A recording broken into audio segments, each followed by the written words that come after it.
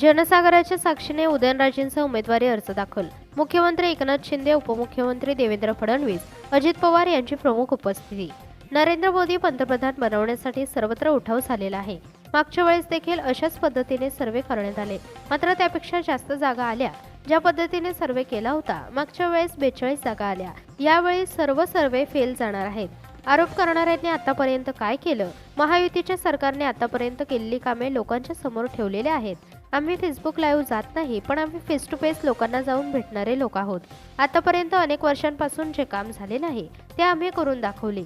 ज्या काँग्रेसच्या काळात गेल्या 15 वर्षात जे काम झाले नाही ते आम्ही 2 वर्षांमध्ये करून दाखवले. राहुल गांधींना अजूनही 55 वर्षे झाली तरीही मॅच्युरिटी नाही असं काँग्रेसच म्हणतंय. फेसबुक लाईव्ह करणारे मतदान करणार की शेतकऱ्यांच्या बांधावर जाऊन काम करणाऱ्यांना मतदान करणार? 45,000 कोटी निधी शेतकऱ्यांना दिले आहेत. कधी इतिहासामध्ये एवढा निधी कधीही गेलेला नाही. ज्या योजना केंद्र सरकार आणि 2 वर्षांच्या काळात राज्य सरकारने केल्या, अद्याप कोणीही कुठल्याही सरकारने केल्या नव्हत्या, अशी प्रतिक्रिया देखील मुख्यमंत्री एकनाथ शिंदे यांनी दिली आहे. मतदारसंघामध्ये फिरतोय. आज विदर्भामध्ये पहिला फेज होता. 45 डिग्री तापमान असताना भर उन्हामध्ये रस्त्यावर खाली म्हणजे सूर्य आग ओकत असताना, रस्त्याचं डांबर वितळत असताना हजारो लोक रस्त्यावर उतरले महायुतीच्या उमेदवाराचा प्रचार करायला. मी काल स्वतः रामटेकमध्ये होतो. मी तिथली परिस्थिती पाहिली, मी बुलढाण्यातली परिस्थिती पाहिली, मी यवतमाळमधली, मी चंद्रपूरमधली परिस्थिती पाहिली, हिंगोलीमधली परिस्थिती पाहिली. सगळे जे विदर्भातले 10चे 10 मतदारसंघ एवढा कडक उन्हाळा असून देखील लोकांनी ठरवलंय की महायुतीला आणि नरेंद्र मोदीजींना प्रधानमंत्री बनवण्याचा निर्धार आणि संकल्प केलेला आहे. महाराष्ट्रामध्ये काही सर्वेज येत आहेत त्याच्यामध्ये महायुतीला जे मागच्या वेळेस यश मिळालं होतं ते यश ते मागच्या वेळेस पण त्यांनी तसाच सर्वे दिला होता आणि त्यानंतर प्रत्यक्ष काय झालं ते तुम्हाला माहिती आहे. मागच्या वेळेस पण त्याच सर्वेच्या लोकांनी अंदाज वर्तवला होता आणि प्रत्यक्षात जागा किती आल्या? 42 जागा आपल्या, मला वाटतं 43 जागा महायुतीच्या आल्या. हा इतिहास आहे, हा जुना नवीन इतिहास आहे. साहेब, आपण एक चांगलं धोरण चांगल्या पद्धतीने प्रचार करता, परंतु जे आरोप प्रत्यारोप होते ते सामान्य लोकांना असे आवडत नाहीयेत. आरोप प्रत्यारोप कोण करताय? ज्यांच्याकडे काय कामधंदा नाही आहे. महाविकास आघाडीच्या लोकांकडे काय आरोप करण्याशिवाय त्यांच्याकडे काय उरलंय का? आम्ही काम करतोय.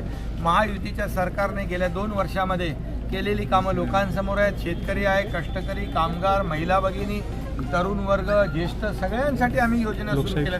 गेल्या अनेक वर्षामध्ये जेवढी कामं झाली नाही ती 2 वर्षामध्ये महायुती सरकारने केलीत आणि जे 50-60 वर्षामध्ये जे काँग्रेसला जमलं नाही ते 10 वर्षामध्ये मोदी सरकारने करून दाखवलेलं आहे. आणि म्हणून मोदी गॅरंटी जी आपण म्हणतो ती लोक आश्वासन देतात, पाळत नाही, मग नंतर म्हणतात प्रिंटिंग मिस्टेक. मोदीजींनी असं कधी म्हटलंय?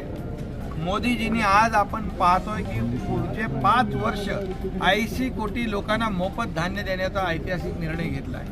आज त्यांचा जाहीरनामा बघा. जाहीरनाम्यामध्ये शेतकरी, गरीब, युवा आणि महिला यांना फोकस केलेला आहे. म्हणजे सर्वसामान्य माणूस जो आहे त्याला रोटी, कपडा, मकान देण्याचा निर्णय मोदीजींनी घेतलेला आहे. आणि त्यामुळे या देशामध्ये मोदीजींची लाट निर्माण झालेली आहे. खरं म्हणजे एक जर आपण विचारलं प्रधानमंत्री कोण, मोदीजी का राहुल गांधी, तर प्रत्येक जण मोदीजी म्हणतो. कारण राहुल गांधी अजून 52-54 वर्ष झाली, त्यांना मॅच्युरिटी यायला आहे. काँग्रेसच म्हणतंय 400 पार लॉन्चिंग अजूनपर्यंत सक्सेस झालेलं नाही. साहेब, 400 पार मध्ये महाराष्ट्राचं वाटा किती असेल? 45 पार आम्ही सांगितलेलं आहे.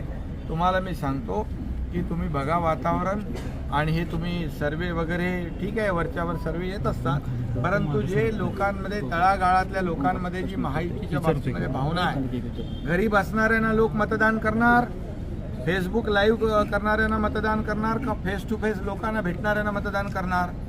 आमचं सरकार फील्डवर काम करणार आहे, लोकांशी संवाद साधणार आहे, शेतकऱ्यांच्या बांध्यावर जाणार आहे, शेतकऱ्यांच्या पाठीशी उभं राहणार आहे. किती पैसे दिले आम्ही? 45,000 कोटी रुपये शेतकऱ्यांना आतापर्यंत दिलेत आम्ही. कधी इतिहासामध्ये एवढे पैसे नव्हते मिळाले. केंद्राचे 6,000, राज्याचे 6,000, 1 रुपयात पीक विमा योजना कधी पाहिलं होतं आपण? त्यामुळे याची पोचपावती आम्हाला येणाऱ्या लोकसभेच्या निवडणुकीमध्ये जनता दिल्याशिवाय राहणार साहेब, नाही. सातारा साहेब, लोकसभा सातारा मतदारसंघामध्ये प्रतिसाद शरद तुम्हाला पवार कसा यांनी वाटला? मोठ्या प्रमाणात ताकद लावलेली आहे. मग अरे ते ताकद शक्ती तर प्रदर्शन काय असेल किंवा जनता- येणाऱ्या मिटिंग असतील अरे त्यांना निवडणूक आहे ज्याचा त्याचा अधिकार आहे.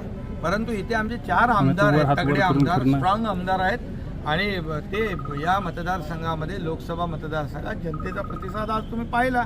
भर उन्हामध्ये किती लोक, हजारो लोक आले आणि ते क्राऊड पाहिलं, लाईव्ह क्राऊड पाहिलेलं आहे आपण. आणि त्यामुळे आज लोकांनी देखील साताऱ्यातल्या ठरवलंय की महायुतीचा उमेदवार निवडून दिला पाहिजे, कारण मोदीजींना तिसऱ्यांदा प्रधानमंत्री बनवायचं आहे, मोदीजींचे हात बळकट करायचे आहेत. म्हणून जनता या साताऱ्याचे उमेदवार आमचे उदयनराजे यांना निवडून देते. साहेब